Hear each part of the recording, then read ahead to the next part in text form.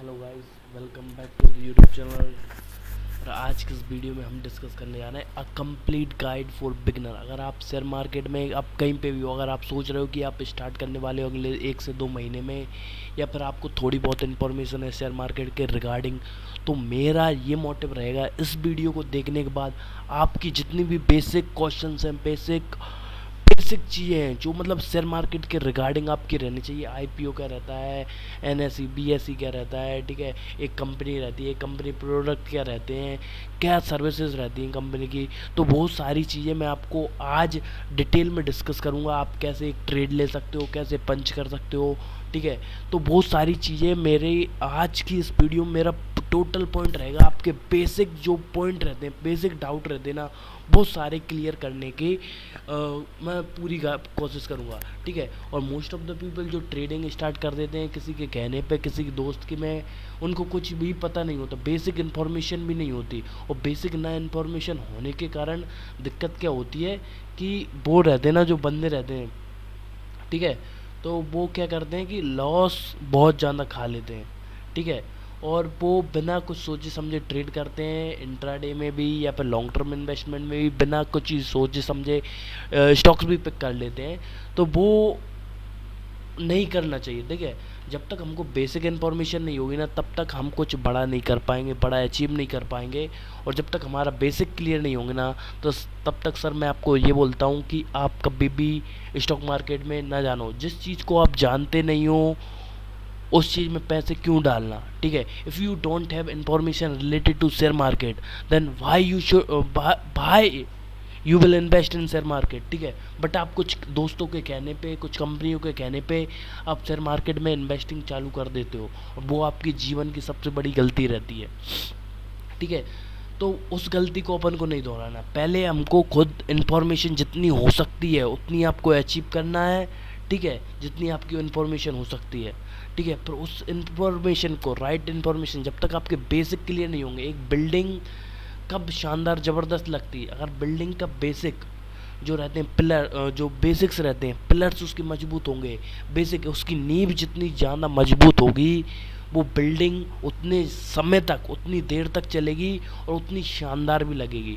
उस पर जितनी भी क्रिएटिविटी लगाओ, जिसकी बुर्ज खलीफा है, बुर्ज खलीफा की भी एक टाइम पर नींव रखी गई होगी, वो उस कारण से उसकी नींव जितनी मजबूत है, उसकी नींव कितनी मजबूत होगी जब वो इतनी दुनिया की टॉलेस्ट बिल्डिंग है, ठीक है। तो उस तरीके से ही आपकी, देखो आप जीवन में कुछ भी कर रहे हो, किसी भी फील्ड में आप काम कर रहे हो, मेरी आपसे एक ही रिक्वेस्ट रहेगी, आप उस फील्ड में अगर आप काम कर रहे हो ना, उस फील्ड की आपको बेसिक इन्फॉर्मेशन होगी, आपकी बेसिक इन्फॉर्मेशन को बहुत ज़्यादा स्ट्रॉन्ग बनाना है, ठीक है।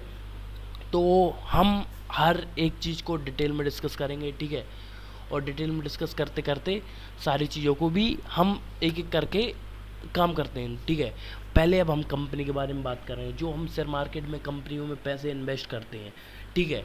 तो वो कैसी कंपनी रहती हैं, वो उनमें कैसे पैसे इन्वेस्ट करते हैं, वो सारी चीज़ मैं आपको बता रहा हूँ, ठीक है। A company is a type of business structure that is separate a legal entity, its owner, it's complex, ठीक है। Business structure with higher setup administrative cost because of extra reporting requirement, a higher level of obligator, ठीक है। जो ऑब्लिगेटर रहते हैं वो एक proper company का, ये आपको एक डेफिनेशन दी है, ठीक है। एक कंपनी में क्या क्या होता है, क्या नहीं होता, कैसे रन होती है कंपनी, ये सारी आपको इन्फॉर्मेशन दी जाएगी, ठीक है। A legal entity is formed by a group of individual और engage in its operate a business, commercial और इंडस्ट्रियल एंटरप्राइज, ये सब तरीके की हो सकती है, ठीक है। A company is a legal entity formed by a group और इंडिविजुअल, ठीक है। एक कंपनी फॉर्म की जाती है या तो ग्रुप ऑफ इंडिविजुअल, मतलब एक ग्रुप में के लोगों के साथ फॉर्म की जाती है, या फिर एक किसी इंडिविजुअल बंदे ने, to engage and it's operate a business, एक बिजनेस को और एक एंटरप्राइज रन करने के लिए एक कंपनी रन की जाती है, ठीक है। अ कंपनी में भी organise in various way for tax and financial liabilities purpose depending on the corporate law के अंदर ये ऐसे तरीके से करी जाती है, ठीक है। This line of business the company is in bill generally determine which business structure it chooses, वो कौन से बिजनेस स्ट्रक्चर में जाती है, ठीक है। पार्टनरशिप, प्रोपोर्शनल और अ कॉरपोरेशन, ऐसा जैस कंपनी में भी रिगार्डेड एज बिजनेस टाइप, इस तरीके से कंपनी होती है। ये आपको बेसिक कंपनी की इंफॉर्मेशन देगी, ठीक है। एक कंपनी रहती है, अब ठीक है, एक कंपनी बन चुकी है तो अब वो कुछ तो सेल करेगी, या कुछ गुड्स से सर्विस, गुड्स सेल करेगी या सर्विस सेल करेगी, ठीक है। अब ऐसा तो होता बिना किसी, देखो अब कंपनी के पास पैसा कैसे आता, या तो प्रोडक्ट सेल करके आएगा या सर्विस सेल करके आएगा, ठीक है। प्रोडक्ट सेल करके आएगा, ठीक है, वो आपको मैं बताता हूँ, ठीक है। प्रोडक्ट, एक मिनट, हाँ ठीक है, प्रोडक्ट सेल करके आएगा कंपनी के पास पैसा। अब ठीक है, प्रोडक्ट टाइप की कंपनी कैसे रहती है, company product means all product और service produced, marketed, license, sold, distributed और perform by on the behalf of a company और an subsidiary, and all product और service currently under development via company और subsidiary, ठीक है।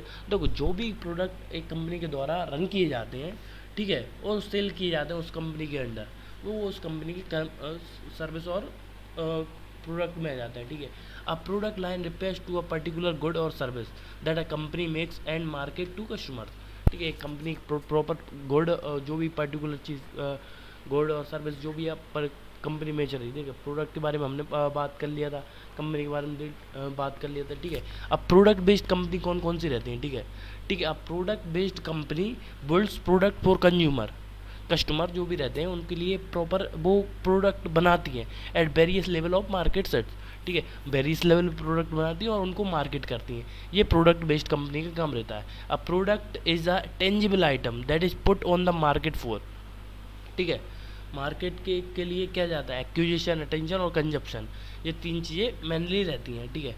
अब product based company कौन कौन सी रहती हैं, जैसे गूगल है, ठीक है, अमेजोन है, IBM है, एडोबी है, फ्लिपकार्ट है, ये सारी प्रोडक्ट बेस्ड कंपनी है, ठीक है। अब सर्विस बेस्ड कंपनी कौन सी रहेंगी, a service based is a company that perform task for benefit of their customer, ठीक है। एक सर्विस बेस्ड कंपनी, देखो अब कोई प्रोडक्ट खरीद रहा है, देखो अब मैंने प्रोडक्ट तो ले लिया, ठीक है। अब जैसे कि आईफोन है, ठीक है, आईफोन मैंने ले लिया, या फिर कोई मोबाइल है, या फिर कोई घड़ी है या वॉच है, या फिर कोई भी है, ठीक है, बल्ब है, या फिर फ़ैन है या AC है, तो वो प्रोडक्ट बेस्ड कंपनी रहेंगी, ठीक है। अब सर्विस में कैसे रहती है, अब मैं कोई सर्विस लूँगा जिससे मुझे फ़ायदा होगा, ठीक है, या मेरी लाइफ में कुछ वैल्यू ऐड करेगा तो मैं सर्विस लूँगा ना, तो सर्विस बेस्ड कंपनी वैसे रहती है। Service based are the one company that gives customer और client a solution in the form of amenities, देखो अगर मेरी कोई प्रॉब्लम है, उसका कोई कंपनी सॉल्यूशन प्रोवाइड कर रही है, प्रॉपर सर्विस प्रोवाइड कर रही है, मेरी प्रॉब्लम सॉल्व हो रही है, तो मैं उसको पे करूँगा, ठीक है। तो वो सर्विस बेस्ड कंपनी रहती है। Expertise based on their needs, this the important aspect of this type of company are is the client सबसे इम्पोर्टेंट पार्ट रहता है। They do not prepare anything specific before the problem, वो ऐसी कोई भी चीज़ problem से, अगर कोई प्रॉब्लम है तभी वो चीज़ बनाएगी। Areas on the client end, ठीक है, their sole aim is to ensure that the service provided to the client is of the best quality, जो वो सर्विस प्रोवाइड कर रहे हैं वो बेस्ट क्वालिटी की हो। और देखो सर्विस बेस्ड कंपनी में अपनी आ जाती है विप्रो, इन्फॉर्मेशन, एसेंचर, ठीक है, Tata, cogent, Tech Mahindra and पेंजिस, ठीक है, ये अपनी उसमें आ जाते हैं, ठीक है। इंटेंजिबल, इम्प्रेसिव, इंटरेक्शन, ठीक है, ये तीन चीज़ें इन कंपनी की मेन रहती हैं। आगे बढ़ते हैं, ठीक है। इंडस्ट्रीज, ठीक है, अब इन देखो अब हमारी सर्विस बेस्ड और कंपनी आ गई, ठीक है। अब इंडस्ट्रीज आती हैं, the people and activities involve in producing something provide और सर्विस एक्सेक्टर इंडस्ट्रीज, ठीक है। A group of companies that are related based on the primary business activities, वो इंडस्ट्रीज रहती हैं, ठीक है, ठीक है। अब ग्रुप ऑफ कंपनी, ठीक है। अब ग्रुप ऑफ कंपनी कैसे रहती है, आदित्य बिरला ग्रुप है, अब उसमें बहुत सारी कंपनी है, ठीक है। आदित्य बिरला है फैशन से रिलेटेड, ठीक है। आदित्य बिरला कैपिटल है, आदित्य बिरला की ग्रासेस इंडस्ट्री चलती हैं, ठीक है। आदित्य बिरला ठीक है, अल्ट्राटेक सीमेंट चलता है भी, ये आदित्य बिरला ग्रुप के अंदर आती हैं ये सारी कंपनीज, ठीक है। और एग्जांपल के लिए हम देख लेते हैं, टाटा ग्रुप में कंपनी आती है जैसे कि Voltas, Tata power, Nelco, Titan, Tata metal, Tata consumer, Tata power motor, ये सारी कंपनी है ना, ये आप देख रहे हो, ट्रेंड, टाटा लिमिटेड, SCL, ठीक है, ये सारी टाटा ग्रुप के अंदर आती हैं ये सारी कंपनी, ठीक है। ये ग्रुप ऑफ कंपनी रहती हैं, ठीक है। तो ये रहता है। अब आगे बढ़ते हैं, टाइप्स ऑफ इन्वेस्टर देखो, अब टाइप्स ऑफ इन्वेस्टर देखो, अब शेयर मार्केट में बहुत सारे लोग रहते हैं, वो कौन कौन से रहते हैं, ठीक है। अब हम सबसे पहले बात करते हैं रेसिडेंशियल इन्वेस्टर, जो प्रॉपर एक पर्टिकुलर जगह रहते हैं, रेसिडेंशली करते हैं, आम आदमी जो इन्वेस्ट करते हैं, ठीक है। हिंदू अनडिवाइडेड फैमिली, जो प्रॉपर एक ग्रुप में फैमिली होकर वो इन्वेस्ट करती हैं, वो रहती हैं, ठीक है। माइनर थ्रू गाइडेशन, अब जैसे कि 15 साल का बच्चा है, वो थोड़ी इन्वेस्ट करेगा, और वो उसके पापा, भाई, ताऊ, मम्मी जिनकी भी वो आईडी बनाएगा उसके रिगार्डिंग वो करेगा, ठीक है। ये अब मैं बेसिक बता देता हूँ। रजिस्टर्ड सोसाइटी एंड क्लब्स, ठीक है। नॉन रेसे NRI रहते हैं, ठीक है। Person of Indian origin, PIO, banks, financial institution, ये भी आप पैसा इन्वेस्ट करती हैं इनका, ठीक है। एसोसिएशन ऑफ पर्सन, कंपनीज, ठीक है। पार्टनरशिप फर्म, ट्रस्ट्स, ठीक है, बहुत सारे ट्रस्ट भी पैसा इन्वेस्ट करते हैं, ठीक है। फॉरेन पोर्टफोलियो इन्वेस्टर्स, ठीक है। अब ऐसा नहीं है, देखो अपन इंडिया में जो लोग कर रहे हैं, बाहर के लोग भी करते हैं, एक प्रॉपर पोर्टफोलियो रहता है, वो उसमें इन्वेस्ट करते हैं, ठीक है। अब देखो, अब RBI क्या रहता है, ठीक है। बेसिक इन्फॉर्मेशन क्लियर हो गई। अब RBI के बारे में जानते हैं, जैसे कि आपको पता ही होगा, रिजर्व बैंक ऑफ इंडिया है, ठीक है। Reserve Bank of India is the chiefly known as RBI and it's central bank and regulatory body responsible for regulation of the Indian banking system. It is under the ownership of the government of India. It is responsible to control. देखो, पैसा देखना, सारा काम भारत में जितने भी पैसे से रिलेटेड काम रहता है वो RBI देखता है, ठीक है। ये दादा है, एक कम से पिताजी है हर बैंक का। देखो, हर बैंक है, देखो प्राइवेट सेक्टर में बैंक है, आप इसको चाहे दादा मान लो, चाहे पिताजी मान लो, सबको बच्चे मान के चलो, ये इंडियन बैंकिंग सिस्टम का बाप है, ठीक है। हर एक बैंक है ना, वो सारे इसके बच्चे हैं, इसके बिना कुछ भी नहीं हो सकता। ये कुछ ला रहा है ना तो इसकी ही चलेगी, ठीक है। ये जो भी इनकी न्यूज़ आती है, RBI की जो भी रिजल्ट आते हैं, ठीक है, जो भी न्यूज़ देते हैं, उससे मार्केट में एक बहुत बड़ा चेंज मिलता है, ठीक है। जब भी आपको पता चले कि RBI की न्यूज़ आ रही है तो उस पर स्टिक रहना, और पॉजिटिव आ रही तो मार्केट ऊपर जाएगा, अगर नेगेटिव आ रही तो नीचे जाएगा, सिंपल सी बात। तो आपको न्यूज़ को बहुत मैटर रहती है, तो ऐसे धीरे धीरे करके न्यूज़ का भी आपको पता रखना है, ठीक है। जितनी ज़्यादा न्यूज़ आप रीड करोगे, जितनी ज़्यादा आपकी स्ट्रॉन्ग वो रहेगी क्या, अगर आप ऑप्शन ट्रेडिंग करते हो ना, तो उतना अच्छा आपका एनालिसिस रहेगा, ठीक है। एनालिसिस करने के लिए आपको न्यूज़ चाहिए, ठीक है। अब मैंने आपको बता दिया, बैंक का पूरा काम रहता है to regulate the issue of bank note. देखो, नोट्स छप रहे हैं, क्या हो रहा है, सारी क्रेडिट सिस्टम क्या चल रहा है, it's advantage to have modern में पॉलिसी क्या चल रही, फ्रेमवर्क क्या चल रहा है, क्या चैलेंज आ रहे हैं इकोनॉमी के लिए, ठीक है, उनको कैसे सॉल्व करना है, ये इसका काम है, ठीक है। अब आती है insurance regulatory and development authority, IRDA, ठीक है। The insurance regulatory and development authority of India is a statutory body under the jurisdiction of ministry of finance. Government India is tasked with regulating and licensing insurance and reinsurance. देखो, IRD का क्या काम है, insurance का काम है, ठीक है। इंश्योरेंस का जितना भी काम रहता है वो IRDA देखती है। अब सेबी क्या है, ठीक है। अब मैं आपको बताता हूँ सेबी, ये कहानी मैं बताता हूँ मेरे एक दोस्त की है। मेरा दोस्त इन्वेस्टिंग करने लगा था किसके साथ, उसके दोस्तों के साथ, ठीक है। उसको 6 महीने हुए, और 6 महीने में स्टार्टिंग के उसने एक आध महीने में 5-6 हज़ार रुपये कमाए, 20,000 रुपये डालकर ऑप्शन ट्रेडिंग से। और फिर अगले 4 से 5 महीने में 20,000 तो हो गए, हर महीने पैसे लाता 15 से 20,000, और हर महीने डूबे जाता, ठीक है। पर 6 महीने बाद जब मुझसे पता चला कि वो इन्वेस्टिंग करता है, वो स्टेटस वगैरह बहुत डालता रहता था, अरे पैसा कमा रहे हैं, डे ट्रेडर वगैरह, एक दिन हमारा ज़माना देखेगा, ठीक है। तो वो बहुत सारे स्टेटस डालता। मैंने पूछा क्या चल रहा है, ठीक है। तो फिर मेरी उससे बात हुई, फिर मैंने उससे पूछा सेबी क्या रहता है, सेबी के बारे में पता है, सेबी क्या होता है, सेबी की फुल फॉर्म पता है। बोला मेरे को नहीं पता यार क्या होता है, ठीक है। तो एक सबसे बेसिक चीज़ मैंने उससे क्वेश्चन पूछा, और भाई, और वो इन्वेस्टिंग कर रहा है शेयर मार्केट में, लॉस भी खा रहा है। तो बेसिक चीज़ें इन्फॉर्मेशन हमको होनी चाहिए, ठीक है। तो बेसिक इन्फॉर्मेशन के लिए ही मैं आपको बोल रहा हूँ, ठीक है। एक सेबी है ना, वो मैं आपको बताता हूँ, सिक्योरिटी, सेबी की फुल फॉर्म बताता हूँ, security and exchange board of India रहता है इसकी फुल फॉर्म, ठीक है। अगर आप उसका एग्ज़ाम भी दे रहे हो ना, NISM का एग्ज़ाम, ठीक है, तो सेबी से रिलेटेड भी बहुत सारे क्वेश्चन आ जाते हैं, या फिर सेबी का फुल फॉर्म भी आ जाता है, 4-5 कंफ्यूजिंग ऑप्शन दे देता है। तो वो सारी चीज़ें आपको क्लियर करनी है, ठीक है। The preamble of the security and exchange board of India describe the basic function of the Securities and Exchange Board of India to protect the interest of investor in security and to promote development and regulate। देखो market में कोई भी fraud ना हो, market अच्छे से regulate हो, हर बंदा अच्छे से प्रॉफिट कमाए। अगर कोई फ्रॉड हो रहा है, स्कैम हो रहा है, उसको रोकने के लिए सेबी है, ठीक है। तो आजकल आपने देखा होगा कि अभी आज 2 साल पहले 3 साल पहले अगर आपने देखा होगा, अगर आप थोड़ा स्टॉक मार्केट में थोड़े पहले से टाइम हो, बहुत सारी एडवाइजरीज काम करती थी बिना सेबी रजिस्ट्रेशन की। बहुत सारी एडवाइजरीज काम कर रही थी।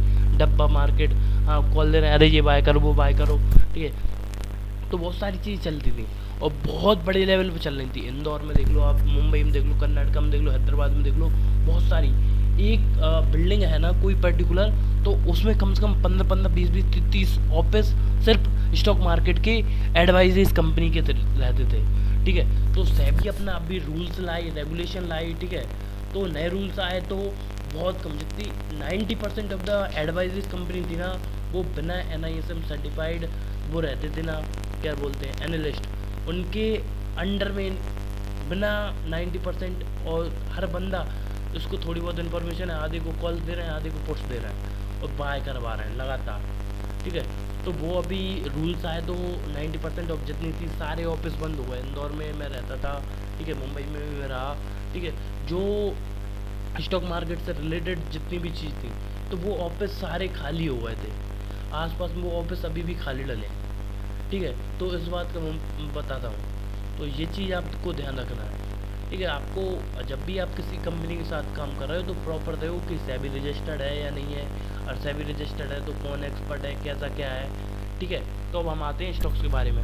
Stocks represent ownership in a publicly traded company. When you buy a company stock you become a part owner of the that company. अब जब भी आप एक स्टॉक बाय करते हो एक पर्टिकुलर अमाउंट में, आप उसके एक स्टॉक के ओनर बन जाते हो कंपनी में, आपका थोड़ा सा हिस्सा हो जाता है, ठीक है, ठीक है। What is stock? अब स्टॉक क्या है? A stock is a share in the ownership of public company, ठीक है।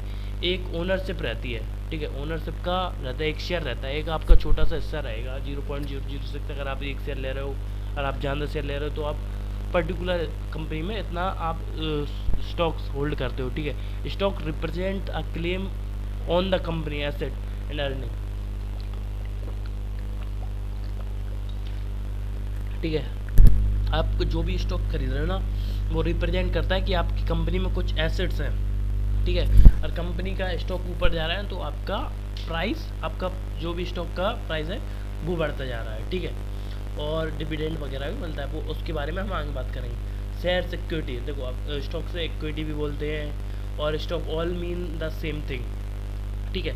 अब हम बात करते हैं प्राइवेट कंपनी के बारे में, ठीक है। प्राइवेट कंपनी रहती है is owned by an individual और स्मॉल ग्रुप ऑफ पीपल, ठीक है। एक जैसे कि जॉयस नूडल हाउस, जैसे कि ये नीचे एग्जांपल दिया है, ठीक है। एक प्राइवेट कंपनी ऐसी रहती है, एक स्मॉल ग्रुप ऑफ पीपल और एक प्रॉपर इंडिविजुअल के अंडर चलती है। पब्लिक कंपनी क्या रहती है? Public company available to be owned by the public, public के ऑनर्ड रहती है। मैकडोनल्ड हो गई, ठीक है, और सारी कंपनी भी आएंगी, ठीक है। बहुत सारी कंपनी है, उनमें हम ट्रेड करते हैं। अब हम आते हैं स्टॉक से नीचे, ठीक है। स्टॉक मार्केट, अब स्टॉक मार्केट क्या है, ठीक है। अभी देखो, अभी जो आपको बेसिक इन्फॉर्मेशन देनी थी वो मैंने दे दी। अब स्टॉक मार्केट के बारे में जानते हैं। स्टॉक मार्केट, ठीक है, is the part of security market. देखो security market, stock market security market भी बोलते हैं।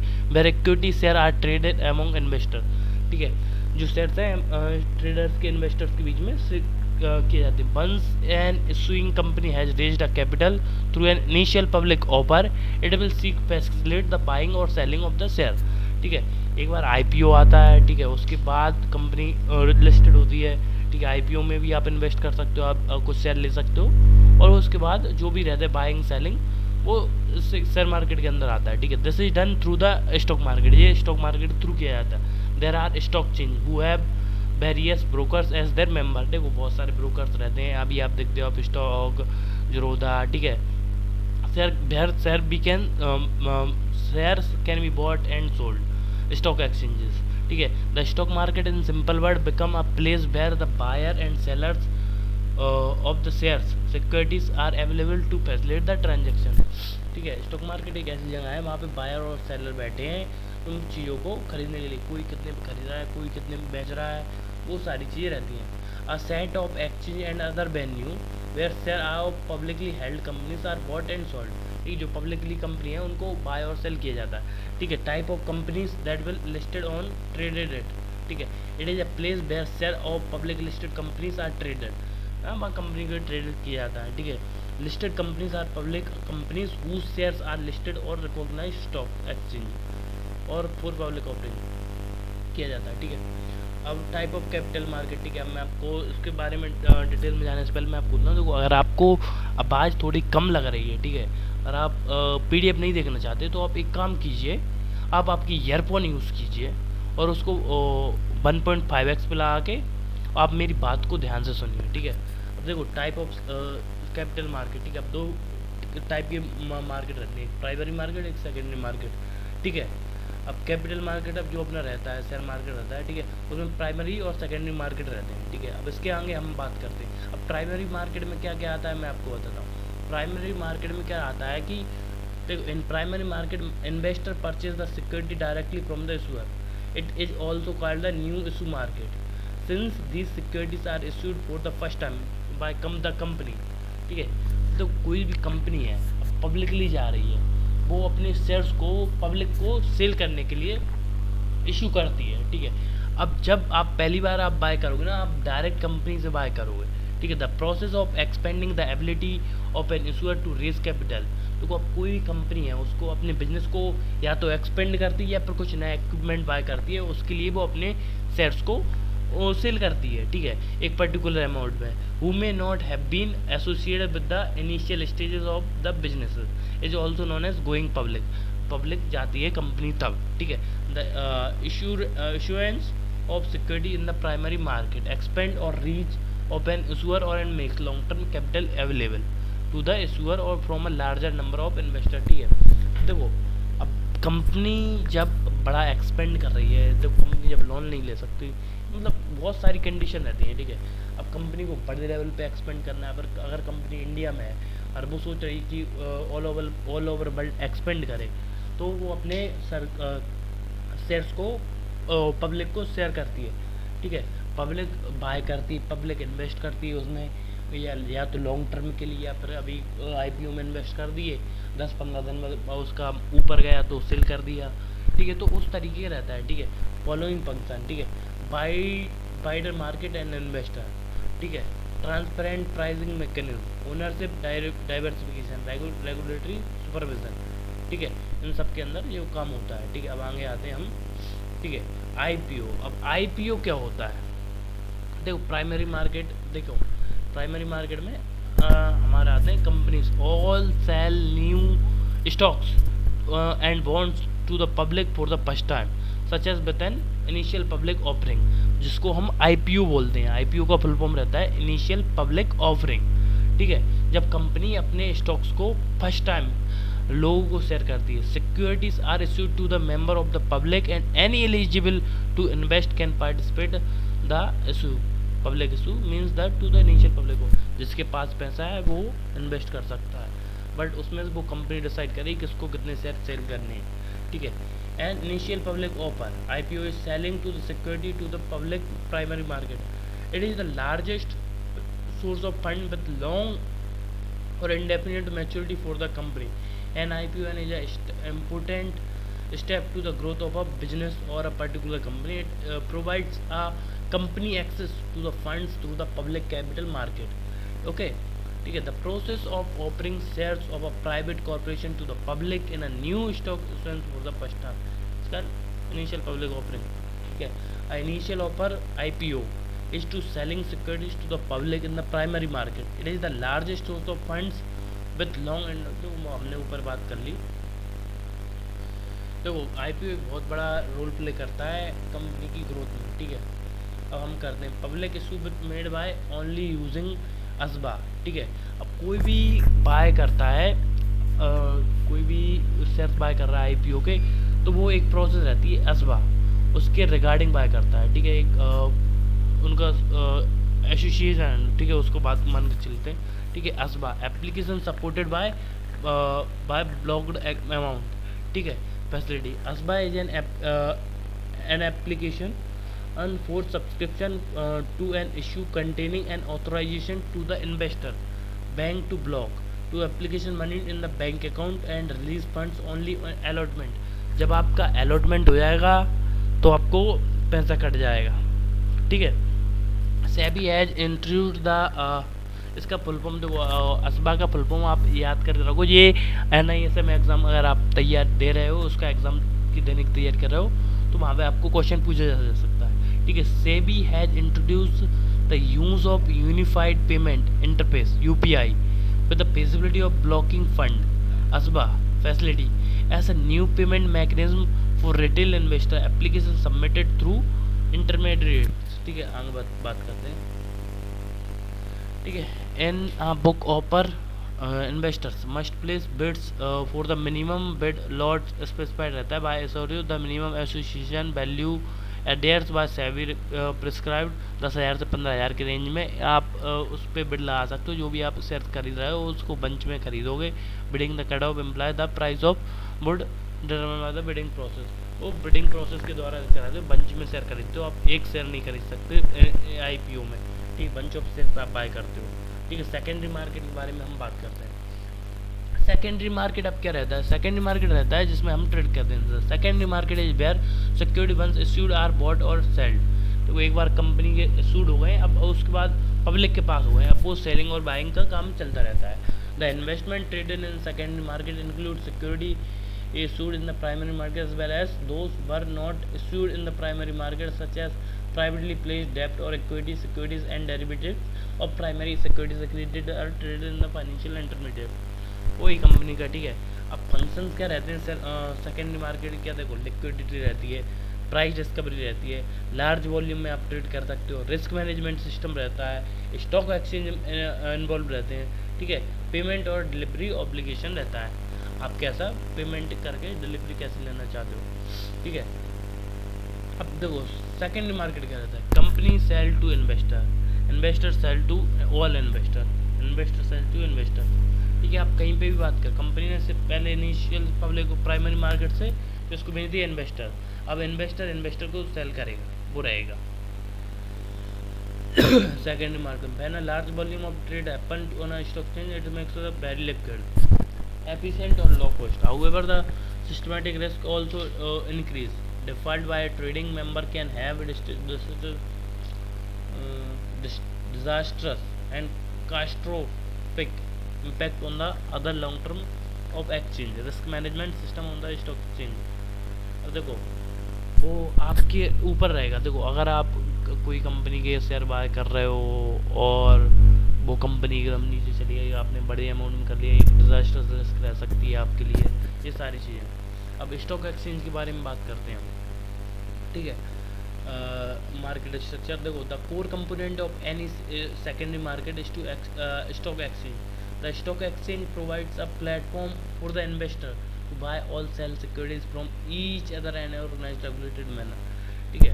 अब स्टॉक एक्सचेंज रहते हैं जैसे कि अपना NSE है, BSE है, ठीक है, national stock exchange, BSE Bombay stock exchange, ये दो स्टॉक एक्सचेंज रहते हैं, ठीक है। अब स्टॉक एक्सचेंज का क्या रहता है? The unit will be listed on a stock exchange where they can be traded at market determined price. तो market determined price after an issue closes to the company merchant banker along with the stock exchange, ठीक है। A place where shares in company are bought और sold, वो stock exchange का काम रहता है। The business of activity buying और selling shares company, ठीक है, ये रहता है स्टॉक एक्सचेंज का। What is stock exchange? अब स्टॉक एक्सचेंज क्या हो रहता है, ठीक है। मैंने आपको बताया NSE Bombay stock exchange, NSE national stock exchange, seller buyer broker, broker के थ्रू ये काम किया जाता है। ब्रोकर डिपॉजिट करता है, यू अपन बात कर रहे हैं कैसे बाय कर रहे हैं, कैसे बाय कर रहे हैं, वो सारी चीज़ें रहती हैं, ठीक है। अब NSE के बारे में बात करते हैं, national stock exchange. The national stock exchange is the leading stock exchange in India, the fourth largest in the world by equity trading by volume in 2015.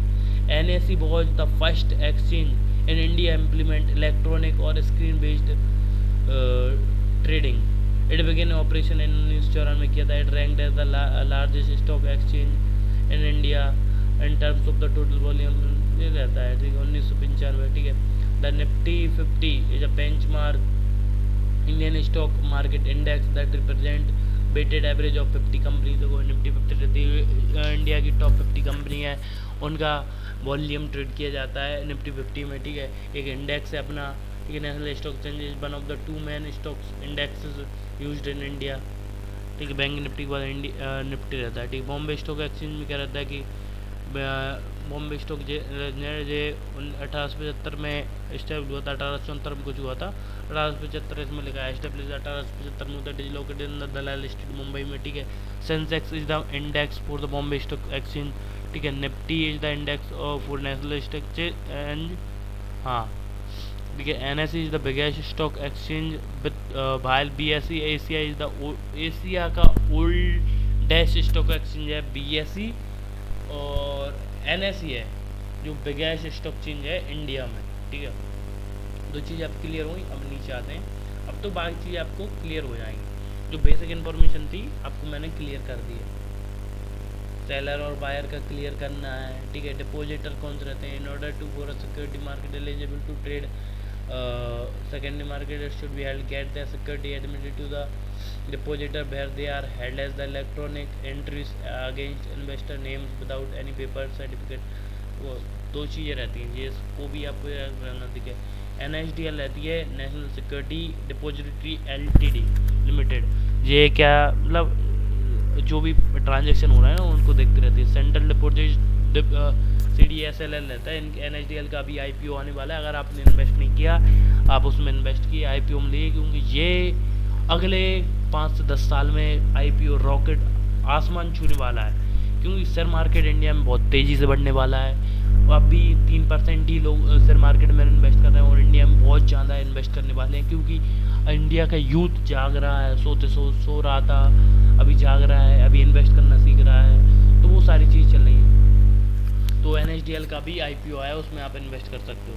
NSDL और CDSL दोनों चीज़ें रहती हैं। ठीक है तो इनकी फुल फॉर्म भी आप याद करके रखना। ठीक है अब स्टॉक ब्रोकर क्या रहता है। स्टॉक ब्रोकर तो stock broker is a financial professional who execute order in the market behalf of the client. Stock broker may also be known as the registered representative RR। ठीक है और investor adviser. ठीक है most stock broker work on the brokerage firm and handle the transaction number of the individual institution। देखो अरे जो मैंने आपको बताया ना पहले ही बता दी थी स्टॉक ब्रोकर का तो बहुत सारे रहते हैं। जैसे कि आप स्टॉक है, जरोदा है, जो ऐप हम चला रहे हैं ब्रोकरेज के लिए, वो ब्रोकर्स रहते हैं। उनमें वो हमको लिमिट्स वगैरह देते हैं अगर हम ऑप्शन में ट्रेडिंग कर रहे हैं। ठीक है हम उनमें ये इन ऐप्स के ब्रोकर्स में पैसे डालेंगे। आप स्टॉक में जैसे कि मैं अगर ट्रेड करता हूँ, आप स्टॉक में कर रहा हूँ, जीरो में काम कर रहा हूँ या एंजल में करूँगा, मैं मेरा पैसा ऐड करूँगा।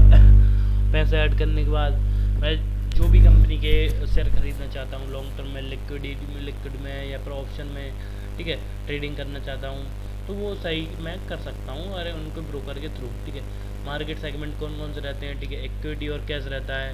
ठीक है अब मार्केट सेगमेंट के बारे में बता देता हूँ। ठीक है बहुत ज़्यादा जानदार आदमी और या तो नॉर्मल शेयर मार्केट के बारे में जानते हैं कि शेयर लेके खरीद दो, उसमें यही चलता है। ठीक है बहुत सारे ऑप्शंस के बारे में जानते हैं। अब कितने प्रकार के सेगमेंट रहते हैं मार्केट में, मैं आपको बताता हूँ। इक्विटी और कैश रहता है जिसमें कि हम कैश में बात करते हैं, फ्यूचर में रहता है।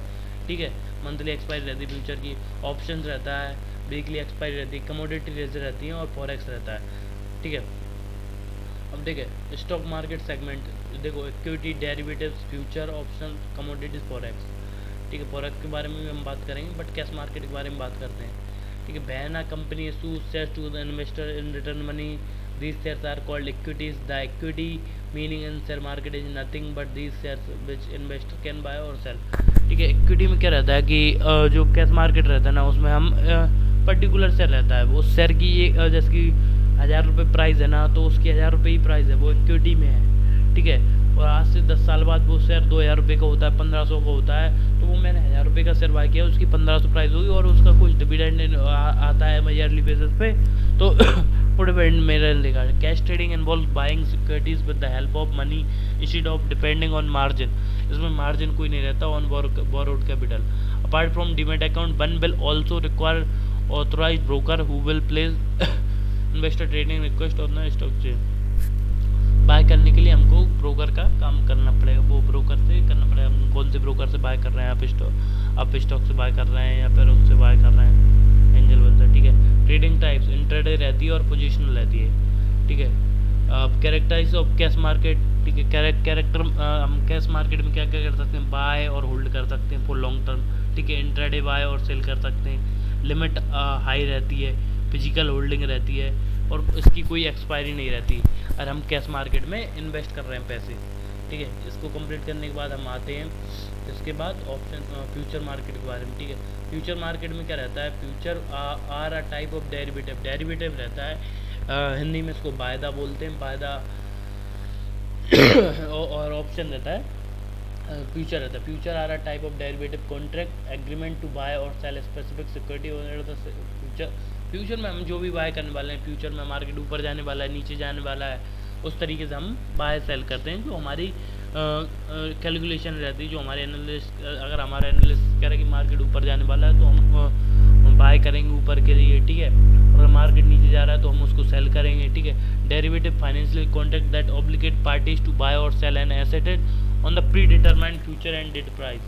फ्यूचर में जो होने वाला है उसको रहता है। अब future contract involve a buyer और seller similar to an option contract. Option का कॉन्ट्रैक्ट रहता है वैसा ही रहता है। Unlike option which can become worthless at expiration, expiry पे कुछ भी नहीं रह सकता, ठीक है। जीरो हो सकता है, जीरो, ठीक है। बहना future contract expire, the buyer is obligated to buy and receive the underlying asset और and the seller of the future contract is obligated to provide the deliver और अंडरलाइंग एसेट, वो रहता है। और हमारे जैसे कि हमने शेयर खरीदा, हमने शेयर बाय किया 100 रुपये का और हम सोच रहे थे कि ये 150 रुपये जाएगा। अब 150 रुपये न जाके वो फ्यूचर में वो 50 रुपये पे आ गया जो हमने लॉट बाय किया था। तो अब जितना भी रहेगा, अब जैसे कि हमने बैंक निफ्टी का बाय किया था, निफ्टी का हमने 100 रुपये पे बाय किया था और उसका 50 रुपये आ गया, ठीक है। तो फ्यूचर में जो हमने खरीदा तो 50 रुपये का हमारे 50 लॉट का कितना आ गया, 2500 रुपये वो हो गया, ठीक है। तो 2500 रुपये हमारा लॉस हो चुका है किसमें, निफ्टी में, और 2500 रुपये हम बचे। और अगर वो 150 रुपये ऊपर, 50 रुपये ऊपर चला जाता तो 150 रुपये हो जाता। तो ऐसा रहता है, लॉट पे वर्क रहता है, ठीक है। एक्सपायरी डाटा इसमें देखो फ्यूचर में क्या रहता है, एक्सपायरी रहती है मंथ के एंड में, गुरुवार को रहती है हमारी, ठीक है। इंट्राडे में रहती है बोथ में। पोजीशन रहती है होल्ड टिल एक्सपायरी, हम होल्ड कर सकते हैं इंट्राडे में, इंट्राडे में भी हम कर सकते हैं और बोथ पोजीशन टिल एक्सपायरी तक रहते हैं। इसमें मार्जिन रहता है, जैसे कि हर ब्रोकर अलग अलग देता है।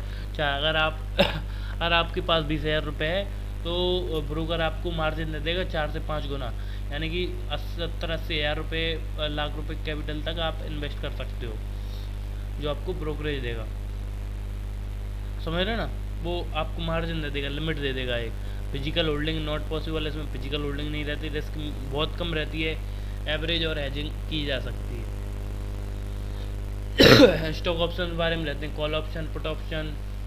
आई stock option is a contract between two parties that gives a buyer और राइट बाय और सेल अंडरलाइंग। देखो ये सबसे ज़्यादा इंडिया के मार्केट में ज़्यादातर लोग अभी इसी में इन्वेस्ट कर रहे हैं, बहुत कम लोग अभी लॉन्ग टर्म में करते हैं। तो जो बड़े बड़े पुराने इन्वेस्टर हैं वो अपने लोग पैसे इन्वेस्ट करते हैं, ज़्यादातर म्यूचुअल फंड में भी करते हैं। जो एक जॉब करने वाले रहते हैं, average job person mutual fund में इन्वेस्ट करता है।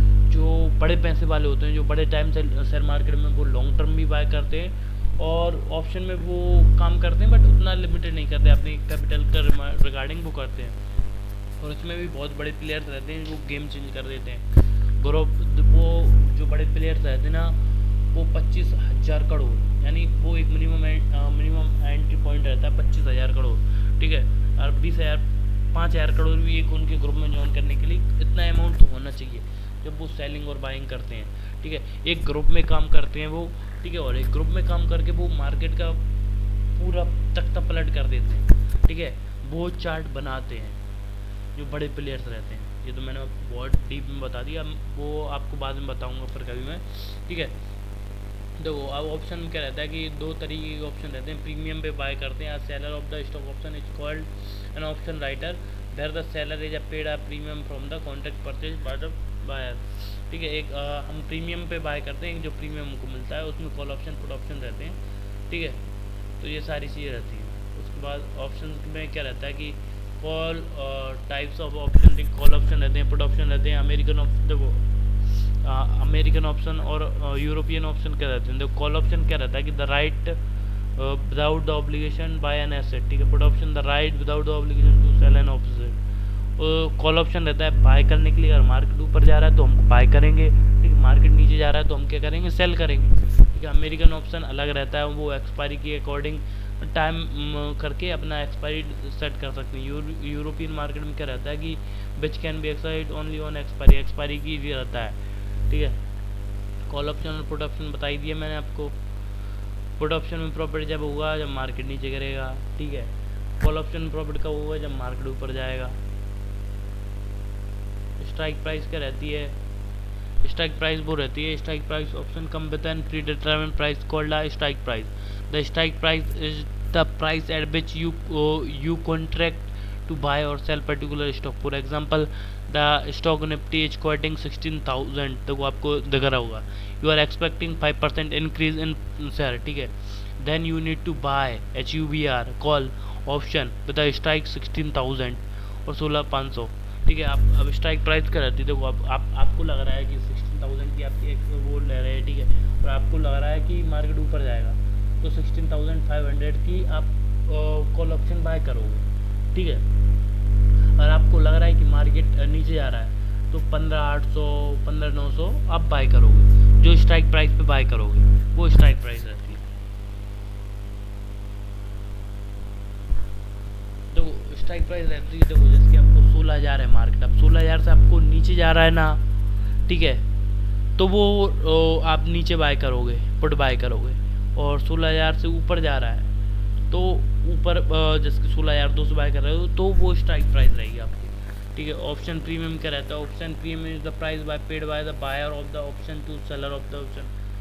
देखो कॉल पुट का सिस्टम आपने देखा ही होगा, ठीक है।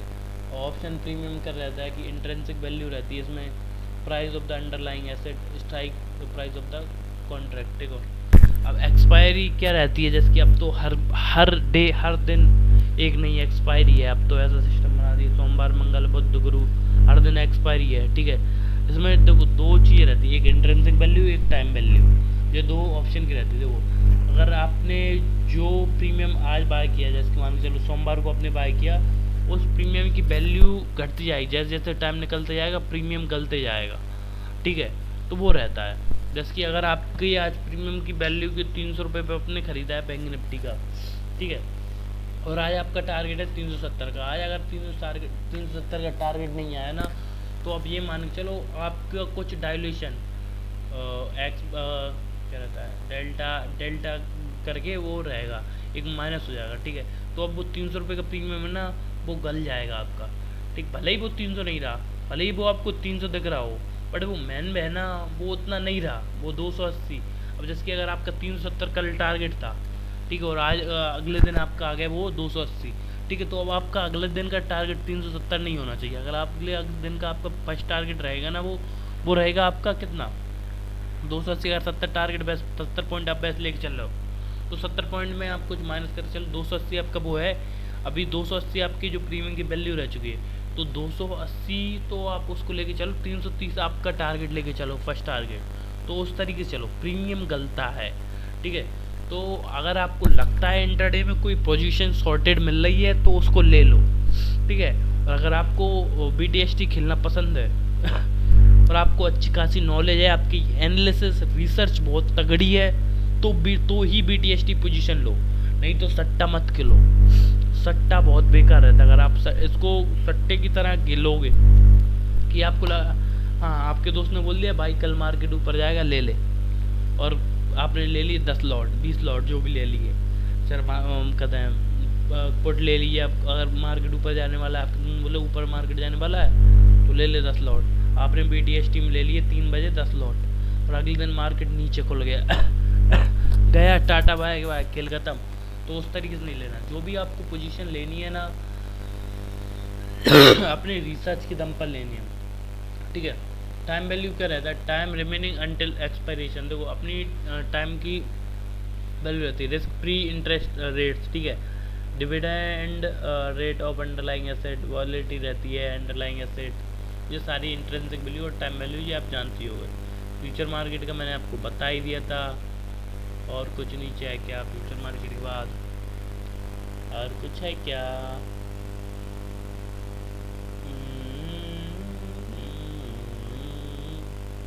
MCX देखो, अब ये आ गया MCX, metal commodity exchange, multi commodity exchange of India, MCX। ठीक है, MCX में क्या रहता है, मेटल द एनर्जी और ट्रेड आती है मल्टी कमोडिटी एक्सचेंज, मेटल से रिलेटेड रहता है, ठीक है, एनर्जी।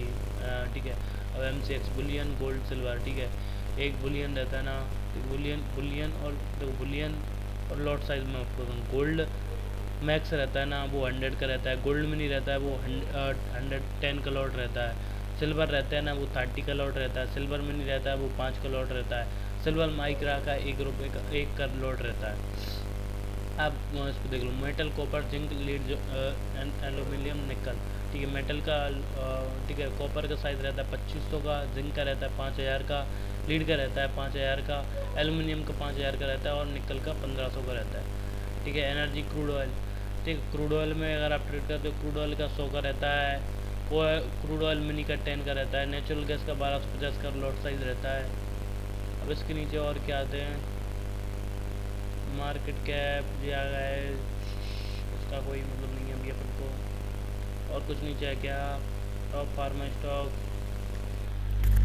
देख लो, टॉप फार्मा स्टॉक जो हैं, और ये हैं बेस्ट ऑटो स्टॉक्स जो हैं, इसके बाद ये लार्ज कैप स्टॉक्स जो हैं, IT स्टॉक्स ये हैं। देखिए, रोल ओवर क्या रहता है, roll over is done by closing position in a contract that is about to expire and opening similar new position in another month contract. Roll over can only be done for future not for option. Roll over किया जाता है futures के लिए, ना कि options के लिए। Roll over position का कॉन्ट्रैक्ट रहता है एक्सपायरी के दिन। ठीक है, एवरेजिंग, एवरेजिंग क्या रहती है, averaging in the stock market is a bundle of comprehensive trading fundamental principle of the. देखो, एवरेजिंग मैं आपको बताता हूँ। देखो, अगर आपने 100 रुपये पे बाय किया है कोई पर्टिकुलर, और वो आ गया 70 रुपये पे, ठीक है, अब आप नीचे से बाय करोगे, आपको अपने 100 रुपये की चीज़ खरीदी, अब उसको आप एवरेज करोगे, या जैसे कि 100 रुपये पे बाय किया, या फिर 50 रुपये पे आ गया, 50 रुपये पे आप एक लॉट और बाय करोगे, तो आपकी एवरेज प्राइस कुछ 70-75 आ जाएगी। ठीक है, तो उस तरीके से रहता है। जैसे कि आपने 100 रुपये का खरीदा, उस तरीके से। और ज़्यादातर लोग क्यों मिटते हैं शेयर मार्केट में, वो मिटते हैं एवरेज करने से। शेयर मार्केट में 90% ऑफ द ट्रेडर्स आर, मतलब जो अपना फंड निपटाते हैं या अपनी कैपिटल को निपटाते हैं, वो रहते हैं एवरेज कर। ठीक है, 10 लॉट उन्होंने ले ली 100 रुपये पे, और 50 रुपये पे आ गए किसी कंपनी के या दोस्त के कहने पे, फिर 10 लॉट ले ली 50 रुपये पे, और फिर और नीचे आ गया मार्केट। तो उस तरीके से वो निपट जाते हैं एवरेज करने में। मैं ये बोलूँगा कि स्टॉप लॉस के साथ काम करो, एवरेज करने पे मत करो। ठीक है, जब कभी आपको लग रहा है मार्केट एकदम ऊपर से जाएगा, तो अभी आपने पहले अगर 100 रुपये पे 2 लॉट लिए हैं, तो 2 लॉट नीचे से ले लो। स्टॉक बैन रहता है, देखो फ्यूचर 80 से 90% आपको रहता है। स्टॉक बैन जब होता है 80 से 90% गिरावट या उछावट देखने को मिल जाती है, तो उसको स्टॉक बैन कहते हैं। ठीक है, ROI रिटर्न ऑफ इन्वेस्टमेंट रहता है। ठीक है, ये तो आपको पता ही होगा। और ये अपन को होता है एक्यूरेसी। ठीक है, what is inventory accuracy, 80% accuracy. फिर निफ्टी का लॉट साइज रहता है 40 का, वीकली एक्सपायरी रहती है।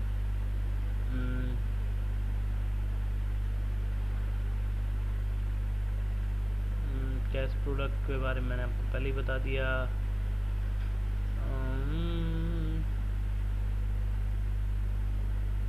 ठीक है, देखो ट्रेडिंग रूल्स आपको ये ध्यान रखना है, ये बेसिक ट्रेडिंग रूल्स हैं, जो आप ये मान के चलिए, ये आप गांठ बांध के चलिए।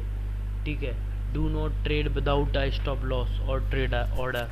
ठीक है, आपको कभी भी स्टॉप लॉस के बिना ट्रेड करना ही नहीं है, क्योंकि अगर आपने स्टॉप लॉस के बिना ट्रेड किया, आपकी कैपिटल मुसीबत में आ जाएगी। ठीक है, आप हमेशा लॉस खाओगे अगर बिना स्टॉप लॉस के ट्रेड कर रहे हो। कभी कभार कर सकते हो, जब आपको लग रहा है कि मार्केट ट्रैप कर रहा है, तब आप बिना स्टॉप लॉस के काम कर सकते हो, बट आपको 90% of the time stop loss लगा के ही काम करना है। Always trade in the quantity suggested by, देखो ये मैंने आपको बताया सजेस्टेड बाय द कंपनी आपको क्यों दिख रहा है, क्योंकि ये जो मैंने बताया ना, ये मैंने एक जगह एक कंपनी थी सेबी रजिस्टर्ड कंपनी, तो वहाँ पे मैंने एक लेक्चर लिया था, तो मैं वहाँ पे ट्रेडिंग सिखा रहा था। तो ये सारी चीज़ मैंने आपको सिखाई ना, ये मैंने एक सेमिनार में जाके सिखाया था, ठीक है। तो मैं उनको बता रहा था जो भी पर्टिकुलर जो भी लोग थे वहाँ पे शेयर सेल कराते थे, जो मतलब एक एग्जीक्यूटिव टाइप के रहते हैं, कॉल्स करते हैं, हेलो सर मैं विशाल बात कर रहा हूँ, इस टाइप से, ठीक है। तो उस टाइप के जो भी लोग बात करते हैं ना, उनको मैं प्रॉपर गाइड कर रहा था, ठीक है। तो एक सेबी रजिस्टर्ड कंपनी में क्या रहता है कि उनको कभी भी मैं उनको जो गाइड कर रहा था, स्टॉप लॉस के बिना तो ट्रेड कराना ही नहीं है, ठीक है।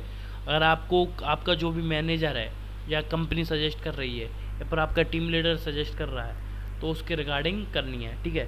और आप हमेशा जो भी आप खुद क्वांटिटी अगर आप खुद ट्रेड कर रहे हो ना, तो उसमें क्या करना है आपको कि अगर आपकी रिस्क है, जो रिस्क है, जैसे कि अगर आपका 1 लाख रुपए का कैपिटल है, तो आप हमेशा 20% और 30% की कैपिटल से ही ट्रेड करो, ठीक। वो तो कंपनी वाले जो भी कर रहे हैं वो उनका बात अलग है, बट जो भी आप कर रहे हो, अगर आपका 1 लाख का कैपिटल है ना, तो 20-30% से 20,000 30,000 रुपये से ही ट्रेड करो, उससे ज़्यादा करना ही नहीं है। और मंथ के 3-4 दिन आते हैं जब हम 40-50% कैपिटल यूज़ करेंगे, बट उससे ज़्यादा हम कभी कैपिटल यूज़ नहीं करेंगे। क्यों नहीं करेंगे, उसके पीछे कारण है, क्योंकि कैपिटल बचाना बहुत बड़ा इम्पोर्टेंट काम रहता है। आप प्रॉफिट कमाइए, बट आपके कैपिटल को जब आप अपने अकाउंट को ब्लो कर दोगे ना, तो आप ये बोलोगे शेयर मार्केट मेरे लिए बना ही नहीं है, बहुत बेकार चीज़ है, ये वो फलाने का ना, आप नेगेटिव सोचना चालू कर दोगे। और वो क्यों होता है, क्योंकि हम बिना सोचे समझे बाय करने लगते हैं, ठीक है। तो उस चीज़ को आपको ध्यान में रखना है, ठीक है। डू नॉट एवरेज और hedge the position without our guidance, it can double your risk, ठीक है। जो मैंने आपको बताया, एवरेज अगर आप किसी कंपनी के साथ कम कर रहे हो तो एवरेज तो कभी करना ही नहीं है। डोंट टेक लोन्स और borrow money for any trade, तो अगर आप खुद शेयर मार्केट में होना तो कभी भी पैसे उधार लेके ट्रेड करना ही नहीं है। Always take risk with your spare capital only, आपकी जो भी कैपिटल है उसके रिगार्डिंग आपको क्या करना है, रिस्क लेना है, ठीक है। Always take risk with your spare capital only, जो भी आपकी कैपिटल है ना बची कुची, उसके रिगार्डिंग आप मैंने आपको बताया ना 20% 30% कैपिटल की अपन रिस्क ले सकते हैं, ठीक है। जैसे कि 20,000 के अपन ट्रेड ले रहे हैं ना, 20,000 रुपये के अपन ने बाय किए 5-6 लॉट, तो उस पर अपन 5,000 रुपये की कैपिटल का ही रिस्क लेंगे, उससे ज़्यादा नहीं लेंगे, ठीक है। डोंट बी इमोशनल और greedy while trading, always take the profit from whenever you see good profit. जब भी लगे ना, देखो शेयर मार्केट का एक मैं आपको अच्छा नियम बता देता हूँ, अगर आपको जीवन में लॉस नहीं खाना, अगर आप लालच करोगे ना शेयर मार्केट में, आपने पढ़ के पक जाओगे, आपका कैपिटल ख़त्म होना ही है, ठीक है। तो उसकी बजाय मैं आपसे क्या बोलता हूँ, अगर आपको आप 30,000 कैपिटल से आप इन्वेस्ट कर रहे हो और अगर आपको 5,000 रुपये का प्रॉफिट दिख रहा है और मार्केट आपको लग रहा है कंसोलिडेट कर रहा है, तो वहाँ पे आप 5,000 का प्रॉफिट बुक करो और निकल जाओ मार्केट से। फिर आपको कोई मतलब नहीं है कि दिन भर मार्केट किधर जा रहा है, और लग रहा है आपको एक लॉट से ट्रेड कर लो। देखो मॉर्निंग ट्रेड सबसे फाइन रहते हैं, अगर मॉर्निंग में आप ट्रेड कर रहे हो ना, मॉर्निंग में 5 से 10 15 मिनट 20 मिनट में आप 30 मिनट में प्रॉफिट बुक करो, मार्केट से निकलो, और फिर दिन भर अपन को मार्केट को देखना ही नहीं है, ऊपर ऊपर देख लो, अपन कोई ट्रेड ही नहीं लेना। अगर अपन को लग रहा है कोई ट्रेड जा सकता है तो 1-2 लॉट से ट्रेड करो, उससे ज़्यादा करना ही नहीं है, ठीक है। Don't panic in case of a reverse situation because ups and downs are the market. देखो प्रॉपर स्टॉप लॉस से काम करना है। देखो मार्केट अप डाउन होगा, उस चीज़ का देखना है ना। ट्रेडिंग और investing should not be primary source of income.